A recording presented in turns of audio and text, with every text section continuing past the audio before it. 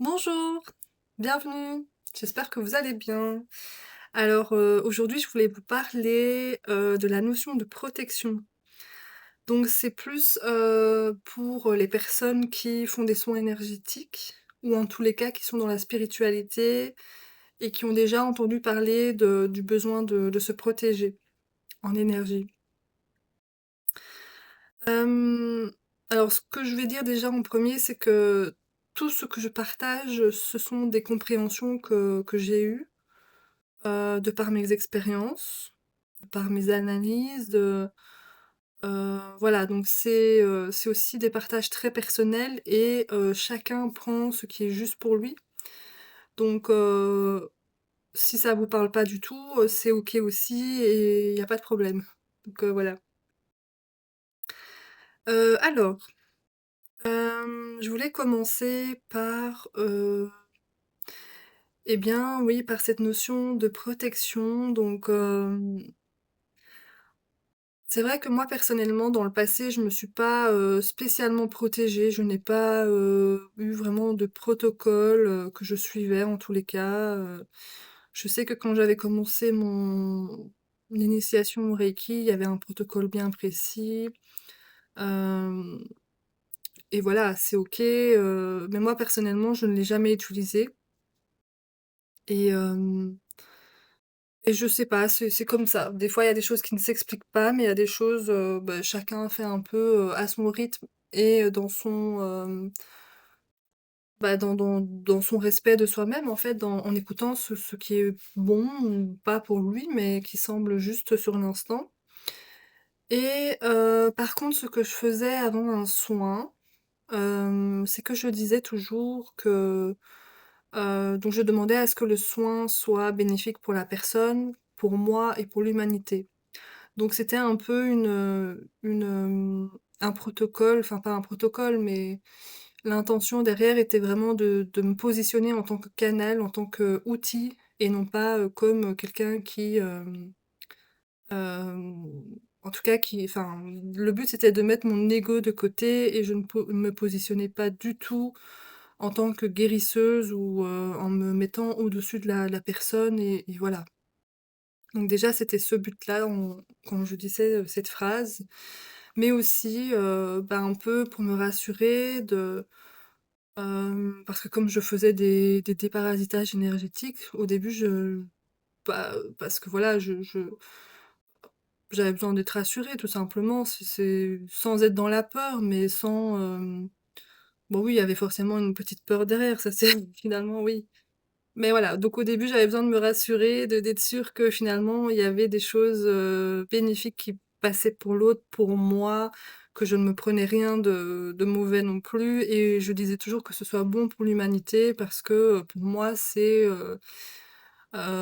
essentiel en fait de penser aussi, à tout, au monde vivant, à la terre, aux animaux, aux végétaux, enfin voilà et bref, donc c'était, pour moi, une suite logique, donc voilà et bah, finalement, après un certain temps, j'ai arrêté de faire ça parce que, j'ai intégré quelque chose qui était très, qui pour moi était essentiel dans la compréhension justement bah, de cette notion de protection et puis, qui est en relation finalement à des peurs. Parce que, qui dit, protection dit, finalement, attaque. C'est-à-dire que là, j'ai une image d'un château fort.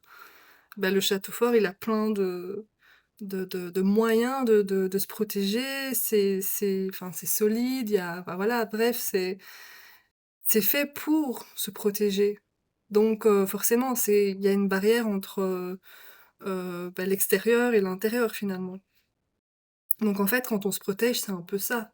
On érige un château autour de soi pour pas faire entrer, des choses que l'on n'a pas envie de vivre, finalement.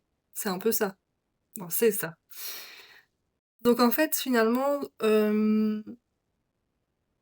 de cultiver ce besoin de se protéger, c'est cultiver, en fait, cette peur, de l'extérieur. Hem, c'est avoir peur, en fait, des mauvaises surprises, de d'être attaqué, que ce soit par des entités ou quoi, on entend beaucoup ça aussi,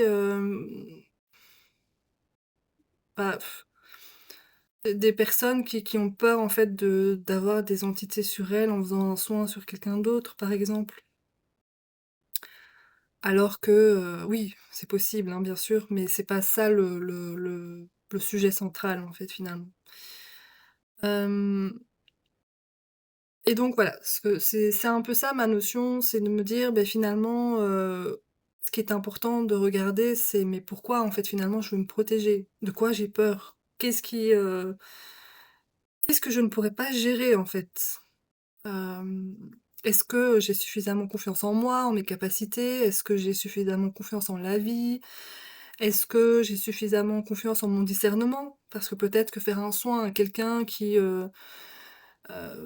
nous correspond pas du tout, peut-être que ça peut être, bah, pas aidant en tout cas, voilà. Donc il y a plein de choses là derrière à aller, observer, comprendre et à déverrouiller finalement les peurs qui sont associées à ça. Donc moi je trouve que c'est essentiel, donc ça c'est ma vision des choses. Chacun fait ce qu'il veut évidemment. Hem Et donc ce que je voulais, vraiment, partager, c'est, mais justement quand on fait un soin à quelqu'un, tout comme, si on parle avec une personne, on échange des vibrations, on échange des informations, on échange, même si on le voit pas, on le ressent pas et que ça n'a pas l'air d'être le cas, on échange, malgré tout, des croyances, des peurs, des blessures, voilà, les pensées et cetera. Donc tout est, dès qu'on est rapproché d'une personne, en fait, dans tout son système énergétique, va, être, hem, va toucher notre système énergétique aussi, en fait. Donc il y aura, voilà, il y aura un rapprochement, une proximité qui fait que finalement il y a échange. Et donc vous allez me dire: «Oui, mais alors c'est bien de se protéger». Oui, bah, non, parce que comme je disais, la protection, c'est la réponse à la peur. S'il y avait pas de peur, il y a pas besoin de se protéger. Et donc en fait, qu'est-ce qui est important selon moi, c'est de regarder, donc ces peurs, donc pourquoi est-ce qu'on a besoin de se protéger? Et de comprendre aussi que finalement dans l'échange des informations qu'il y a avec la personne, c'est finalement, pour ma part, un cadeau. Pourquoi? Parce que si, par exemple, le praticien, en énergétique, n'a pas réglé une, une blessure, par exemple, l'injustice, et qu'il fait un soin sur une personne qui a aussi cette, blessure d'injustice et imaginons que le praticien, n'a pas les clés, en fait, pour, aider la personne qui reçoit le soin. Et donc finalement, il y a un effet de miroir, il y a un effet de ricochet. Ça veut dire que la blessure, elle est activée chez les 2. Et le praticien et beh, finalement, bah, tout dépend de où il en est et cetera. Mais si lui n'a pas, libéré, ses blessures, en lien à cette injustice, en fait, il va, à la fin du soin, repartir avec ses, cette souffrance qui est réactivée finalement. Puisqu'il l'avait déjà à l'intérieur de lui. Elle était juste un petit peu cachée, enfouie et donc en contact avec une personne, qui, a la même blessure, la même, hem, oui, la même blessure, bah, ça va réactiver chez lui, en fait, cette souffrance. Donc c'est souvent ça qui se passe après un soin, que ce soit pour la personne qui reçoit ou que ce soit pour la personne qui donne. Mais c'est aussi valable quand on rencontre quelqu'un, quand on va boire un café avec quelqu'un. Même si la personne ne dit rien de très particulier, bah, il y a des échanges d'énergie qui se font et donc si la personne, on va reprendre l'exemple de la blessure d'injustice, elle est, très active, justement, à cet instant-là parce qu'elle vit quelque chose et donc voilà. C'est vraiment, dans ses énergies, c'est là, c'est c'est très, dense et ben, la personne qui va être en face, avec qui elle discute, va peut-être repartir avec cette notion d'injustice qui va réactiver chez elle, quelque chose de souffrant, et elle va repartir en étant peut-être un peu agacée ou triste, ou voilà. Donc ce sont des choses qui se font malgré nous, que ce soit, partout. Donc pendant le soin énergétique aussi. Et donc ce que je veux dire en fait finalement, c'est que se protéger, c'est pas la solution. Parce que ça veut dire qu'on met, une coque autour de nous en fait. On explique beaucoup ça, de faire cette bulle, voilà, bah, en fait quoi? On se protège de tout alors, et on s'enferme soi-même. Donc c'est pas, pour moi pertinent de faire, cette bulle de protection, ou autre protocole. Ce qui est essentiel, c'est vraiment d'aller voir à l'intérieur de soi ce qui est souffrant encore. C'est OK en fait de prendre toute une vie pour, bah, guérir ses parts souffrantes. Il y a beaucoup de thérapeutes et cetera qui ont cette, tendance à dire, voilà, qu'ils ont réglé toutes leurs problématiques, tous leurs traumatismes et cetera, et donc ils sont dans une sorte d'ego spirituel et de dire que, bah, eux, tout va bien, j'ai la vie, magnifique, enfin voilà, tout ça, ce qui est peut-être vrai, oui, bien sûr, mais est-ce que vraiment ils ont réglé toutes leurs, blessures? Bah non, c'est un peu utopique. Ils sont pas dans cet amour inconditionnel comme on nous le vend et cetera. C'est pas humain finalement. On peut toucher du doigt à certains moments, mais il y a toujours des moments où en fait là, il y a des choses qui remontent et c'est OK, c'est naturel en fait. Et si vous tombez sur quelqu'un qui vous dit qu'il a tout réglé chez lui, bah, c'est pas normal en fait. C'est pas humain en tout cas, c'est pas normal, c'est pas, bah, les règles, je dirais, de la vie là sur terre, en tout cas, c'est pas ça. Puisque en fait, on a des apprentissages tout au long de notre vie. Donc oui, on peut ne plus être dans la souffrance, ça c'est sûr et certain, et ça je peux l'attester parce que moi j'ai passé ce cap-là où je ne suis plus dans une souffrance, mais il y a des moments où, c'est un peu compliqué quand même. J'ai encore des moments où je dors pas très bien, où je sens que je suis un peu irritée, voilà, où, il y a des moments où un peu de doute, de confusion, et c'est OK, je les accepte. Hem, Tout ça pour dire que, bah, c'est essentiel en fait de se tourner vers des personnes qui sont, dans cette honnêteté-là aussi. Hem, voilà, il faut avoir ce discernement-là, je pense, c'est vraiment important. Et donc vraiment pour dire ce qui moi me semble, important pour, les personnes que ça intéresse, la protection, c'est pas, un bouclier que l'on porte, mais c'est plutôt, l'émanation de qui on est. Donc, apprendre à s'observer de manière, honnête, sincère, hem, d'accepter, bah, ses émotions et ses parts un peu douloureuses, et hem, d'être tendre avec soi-même. Tout ça, c'est le premier pas, en fait, pour s'accepter.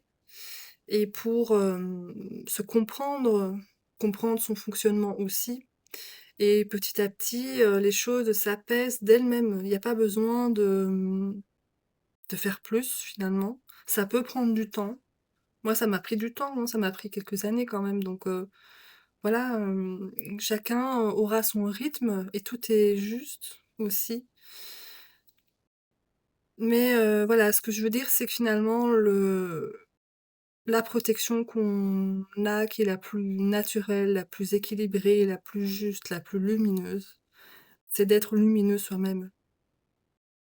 Hem et donc pour être lumineux soi-même, c'est de libérer l'espace à l'intérieur de soi, en libérant toutes ces souffrances liées à des blessures du passé, à toutes les croyances limitantes que l'on peut avoir, les peurs, qui sont, des fois, infondées.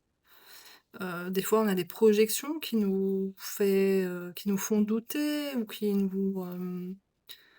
oui, qui nous renvoient à des peurs qui sont pas, vraiment, réelles, en fait. Donc tout ça, c'est intéressant d'aller déconstruire et en enlevant tout ça, c'est enlever vraiment, du poids que l'on porte et donc ça veut dire qu'il y a de la place ensuite et on met de la place pourquoi? Pour des choses lumineuses, pour, bah, oui, de faire, des choses qui nous plaisent vraiment et qui ont du sens pour nous. Quand on n'est plus dans un éparpillement, pour plein de choses, d'avoir peur, je sais pas moi, de l'avenir, de se tromper, je sais pas, plein de choses en fait, hein, tout ce qui peut être en rumination mentale.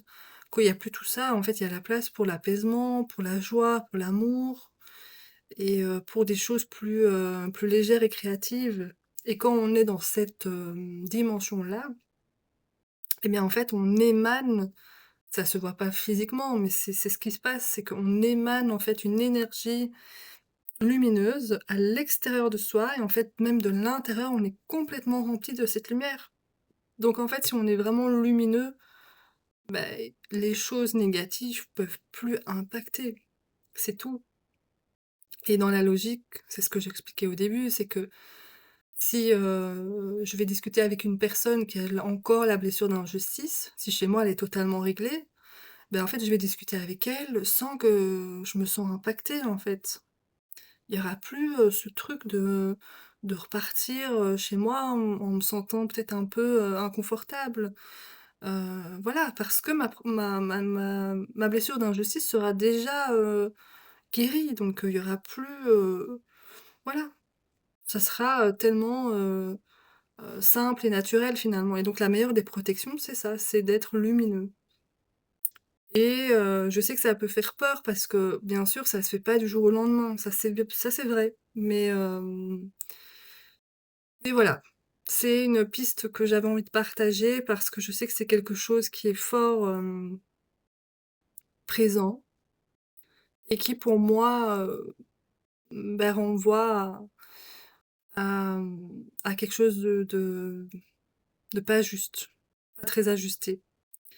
Parce qu'en plus de ça, hem quand on a peur d'être attaqué, en fait, dans la vibration, c'est ce qu'on attire.